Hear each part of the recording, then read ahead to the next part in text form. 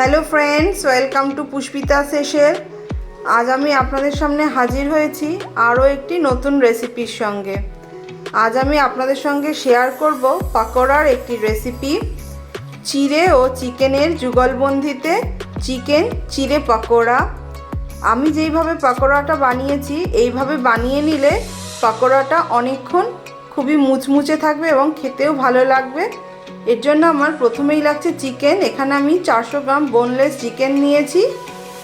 আর লাগছে চিড়ে। এখানে আমি 100 গ্রাম চিড়ে নিয়ে একটি প্যানের মধ্যে এটা নিয়ে ভালো করে ভেজে নিচ্ছি। ভালো করে এটা ভাজা হয়ে গেলে আমি মিক্সিতে এটা গুঁড়ো করে নেব। দেখুন চিড়েটা আমার গুঁড়ো করে নেওয়া হয়ে গেছে।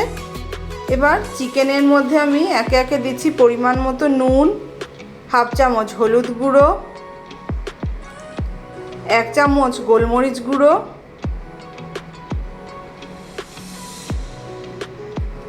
1 চামচ জিরের গুঁড়ো, 1 চামচ ধনে গুঁড়ো, 1 চামচ কাশ্মীরি লঙ্কার গুঁড়ো যাতে একটু লালচে ভাব হয়, আর দিয়ে দিচ্ছি 1 চামচ আমচুর পাউডার ও 2 চামচ পাতিলেবুর রস, আর দিচ্ছি একটি ডিম,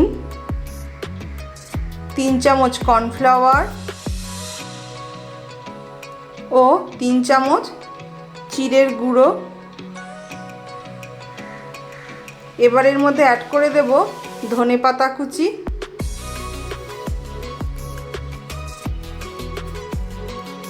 দিয়ে আমি হাতের সাহায্যে এটাকে ভালোভাবে মেখে নেব।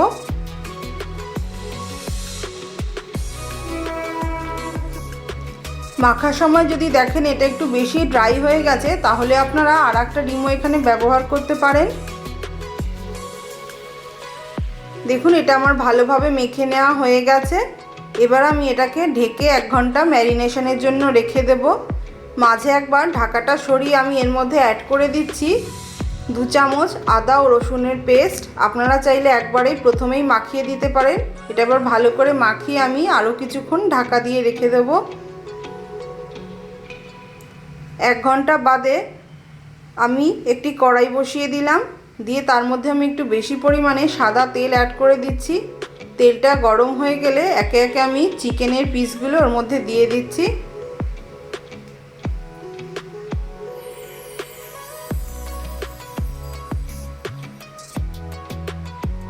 দিয়ে আমি মিডিয়াম আঁচে এটা ভেজে নেব। এক পাশ আমার ভাজা হয়ে গেছে। দেখুন সুন্দর একটা লালচে কালার চলে এসেছে। আমি অপর পাশটাও উল্টে দিচ্ছি ভাজা হওয়ার জন্য।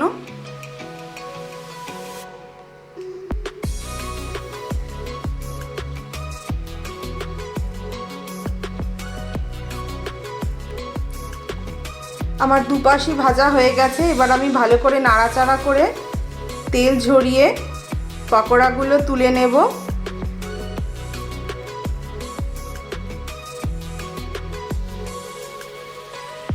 একইভাবে আমি অন্যগুলোও ভেজে নেব।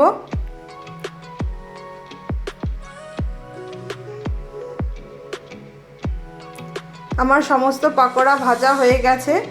এবার পকোড়ার ওপরে একটু চাট মশলা ছড়িয়ে পেঁয়াজ ও সসের সাথে এটা পরিবেশন করুন। সন্ধ্যের জলখাবারে একদম জমে উঠবে। রান্নাটি যদি ভালো লেগে থাকে লাইক ও শেয়ার করবেন। নতুন নতুন রেসিপি পেতে চ্যানেলটিকে সাবস্ক্রাইব করবেন। দেখা হবে অন্য কোনো ভিডিওতে নতুন কোনো রেসিপির সাথে।